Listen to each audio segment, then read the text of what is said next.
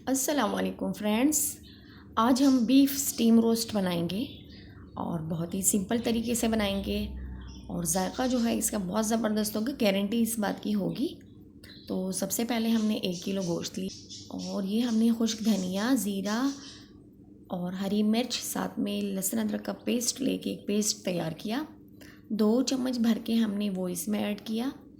अब 2 खाने के चम्मच हम इसमें खुश्क धनिया ऐड करेंगे। 1 खाने का चम्मच हम इसमें नमक ऐड करेंगे या फिर अपने जायके के हिसाब से। और इसके साथ ही हम इसमें कुटी हुई लाल मिर्च ऐड करेंगे। 2 खाने के चम्मच भर के हमने इसमें वो ऐड करना है, क्योंकि इसके लिए हमने कोई बाज़ार से मसाला नहीं लिया, घर में हम इसका मसाला बना रहे हैं। और साथ में हम 1 चम्मच भर के हल्दी डालेंगे और इसके साथ ही लाल मिर्च का पाउडर या फिर कश्मीरी लाल मिर्च, ताकि इसका कलर भी अच्छा हो और तीखा भी कम हो, क्योंकि हमने इसमें हरी मिर्च भी ऐड की है और साथ में कुटी हुई मिर्च भी ऐड की है। और इसके साथ ही हम इसमें थोड़ी सी अजवाइन ऐड करेंगे, ज़ीरा ऐड करेंगे 1 चम्मच, और इन तमाम चीज़ों को हमने अच्छी तरह से मिक्स कर देना है। अच्छा, ये मैरिनेट करने का प्रोसेस है, अभी हमने इसे मैरिनेट करना है। आप इसे जितने ज़्यादा टाइम के लिए मैरिनेट करेंगे उतना ही ये ज़बरदस्त किस्म का बनेगा, क्योंकि जो मसाला इसमें रच बच जाएगा उसका जायका बहुत ही लाजवाब होगा।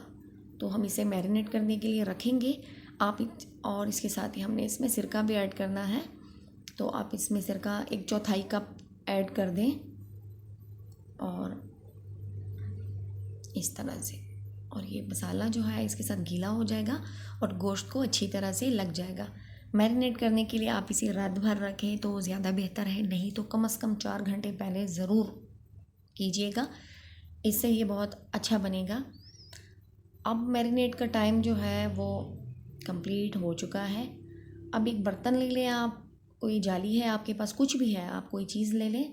मेरे पास एक मॉल है केक वाला, मैं उसमें जो है ये फॉइल पेपर रखूँगी और इसी में मैंने अपना गोश्त जो है वो स्टीम करना है।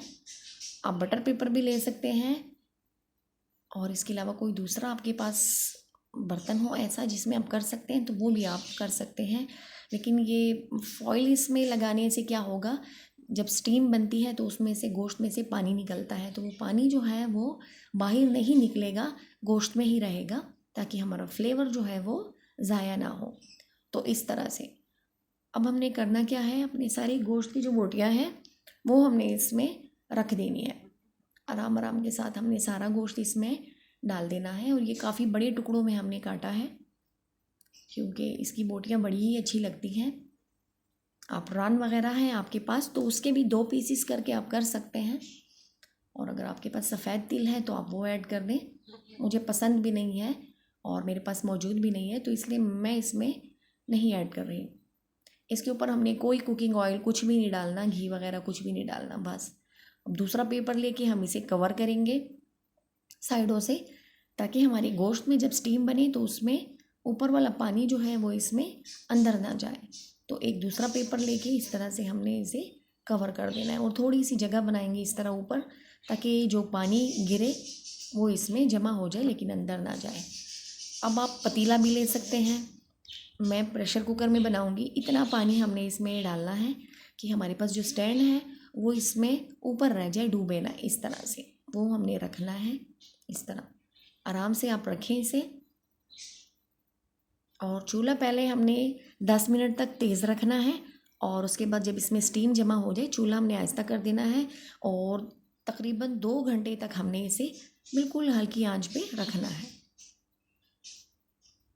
ये हमने बंद कर दिया, सीटी हम लगा देंगे ताकि इसमें स्टीम जो है वो जमा हो जाए और इसका वेट करेंगे। तो लीजिए, टाइम पूरा हो चुका है। अब हम इसे ओपन करते हैं और चेक करते हैं। तो इसमें से एक बोटी निकाल के मैं चेक करूँगी, अगर सही से बना होगा तो ठीक है, वरना हम इसे फिर मज़ीद टाइम देंगे। तो मैं इसकी बोटी को चेक करूँगी, निकाल के हम इसे चेक करेंगे।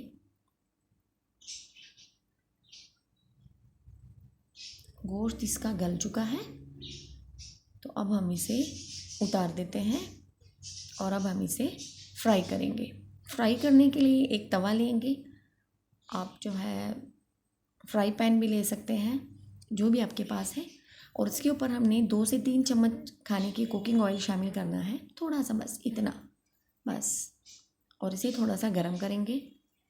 अब हमारे पास मॉल में जितना भी गोश्त है और उसके साथ जो यखनी है, वो यखनी समेत हमने इस पे डालना है तवे पे, क्योंकि वो जो फ्लेवर है वो सारा उसी यखनी में चला गया है, तो हमने इसे ज़ाया नहीं करना। अब हमने इसे तवे पे डालना है, इस तरह से यखनी समेत डालेंगे और इसे ढक के 2 मिनट पकाएंगे।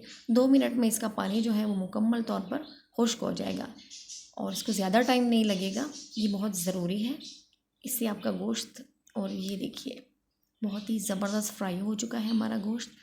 अब इसमें थोड़ा सा फॉइल पेपर रखेंगे और उसमें कोयला रखेंगे, इसे थोड़ा सा दम देंगे, थोड़ा सा कुकिंग ऑयल डालेंगे या फिर घी डालें आप, ये देखिए, और इसे हम स्मोक देंगे 2 मिनट तक।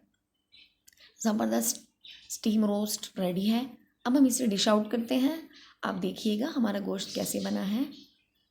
तो लीजिए जनाब, बहुत ही ज़बरदस्त यमी स्पाइसी चटपटा और बिल्कुल पका हुआ गोश्त मुंह में घुलने वाला तैयार हो चुका है। बहुत ही ज़बरदस्त है, आप इसे ज़रूर ट्राई करें। यूनिक रेसिपी है और बहुत ही ज़बरदस्त है। आप इसे चावलों के साथ सर्व करें, नान के साथ, या फिर घर में बनी हुई रोटी के साथ, तमाम जगहों में आपको ये अच्छा लगेगा और बहुत ही लाजवाब रेसिपी है।